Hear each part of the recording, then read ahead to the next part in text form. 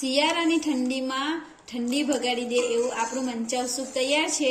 ચાલો તો એને હવે સર્વ કરી લઈએ। હવે એને એક આપણે બાઉલમાં કાઢી લઈશું। બહુ જ સરસ અને ટેસ્ટી લાગે છે। અમારા ઘરમાં તો બધાનું ફેવરેટ છે। તમને કેવું લાગ્યું બનાવીને ટ્રાય કરજો અને કોમેન્ટ કરજો અને લાઈક કરવાનું ના ભૂલતા। હાય ફ્રેન્ડ્સ, હું છું કીર્તિસ કિચનમાં તમારું સ્વાગત કરું છું। મંચાવ સૂપ બનાવવા માટે આપણે ગેસની ફ્લેમ ચાલુ કરી દઈશું। એના ઉપર એક તપેલી રાખી દઈશું। પછી એની અંદર આપણે એક ચમચો તેલ નાખી દઈશું। તેલ વધારે નથી નાખવાનું, એક જ ચમચો આપણે નાખવાના છે। અહીંયા હું 1 લીટર સૂપ બનાવું છું, એટલે તમે તેલ ગરમ થાય એટલે બધું આપણે ફાસ્ટ ગેસ પર જ કરવાનું છે। ધીમો ગેસ રાખવાનો નથી, ગેસની ફ્લેમ ફાસ્ટ જ રાખવાની છે। જેવું તેલ ગરમ થાય એટલે આપણે પહેલા આદુ, લસણ અને મરચાં અહીંયા ઝીણા મેં સમારી લીધા છે એ નાખી દઈશું। એ નાખી દઈશું પછી એને આ રીતે હલાવીશું।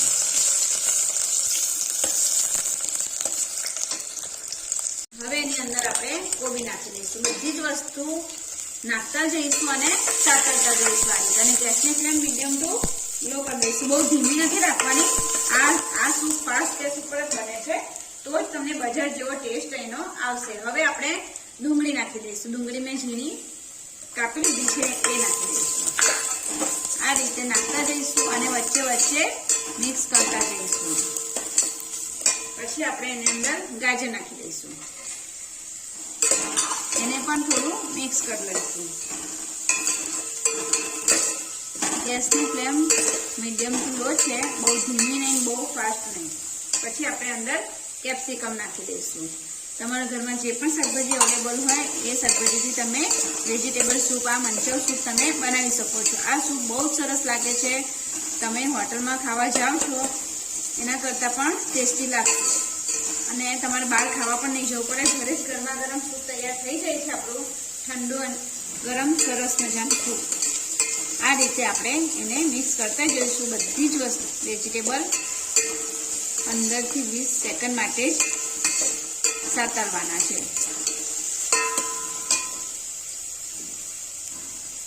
હવે એની અંદર આપણે 1 ચમચી મેં ટમેટા સોસ લીધો છે એ નાખી દઈશું।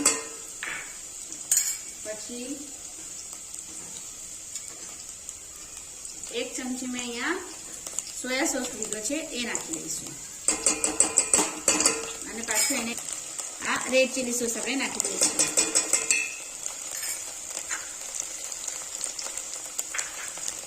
પછી આ રીતે હલાવતા જઈશું।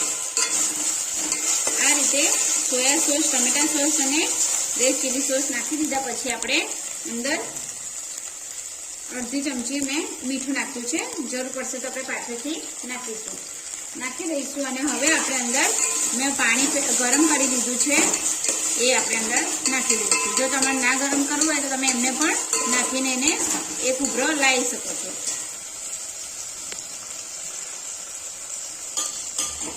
આ રીતે આપણે અંદર ગરમ પાણી નાખી દઈશું।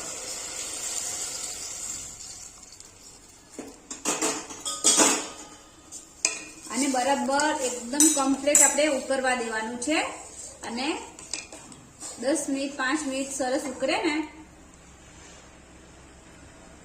જો આ રીતે ફ્રેન્ડ્સ એને બરાબર ઉકળવા દઈશું એટલે આપણા મસાલા બરાબર મિક્સ થઈ જશે।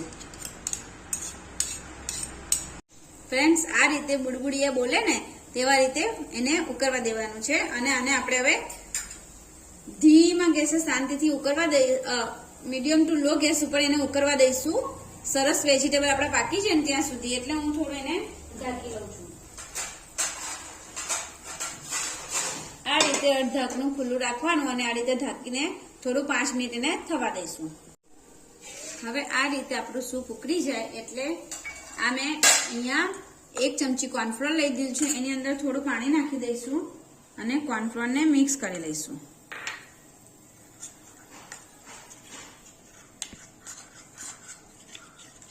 કોર્નફ્લોર નાખીશું ને એટલે આપણું સૂપ જાડું થશે। કોર્નફ્લોર એકદમ નથી નાખી દેવાનો, થોડો થોડો નાખતા જઈશું અને ચમચાથી હલાવતા જઈશું એટલે અંદર ગાંઠા ના વળી જાય। આ રીતે કોર્નફ્લોર નાખતા જવાનું છે અને હલાવતા જવાનું છે। આ રીતે થોડું થોડું આપણે નાખતા જઈશું અને હલાવતા જઈશું.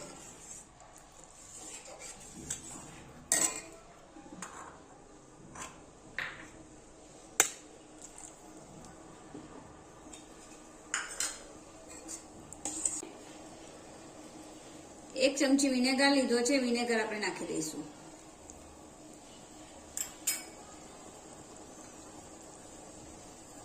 પછી એની અંદર લીલું લસણના જે પાન લીધા છે ને એ નાખી દઈશું આપણે અને થોડી કોથમીર નાખી દઈશું.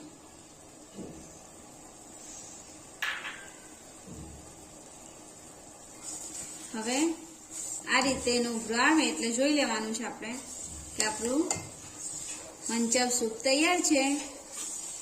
આ સૂપ તમે એકવાર પીશો ને બહુ જ સરસ બને છે અને ટેસ્ટમાં પણ બહુ જ ટેસ્ટી લાગે છે. રેસ્ટોરન્ટને બી ટક્કર મારે ને એવું સૂપ બને છે આપણું આ ઘરે. જો ફ્રેન્ડ્સ થઈ ગયું છે તૈયાર. બસ આ રીતે ઉભરો આવી જાય પછી આપણે એને ગેસની ફ્લેમ બંધ કરી લઈશું અને એને બહાર કાઢી લઈશું.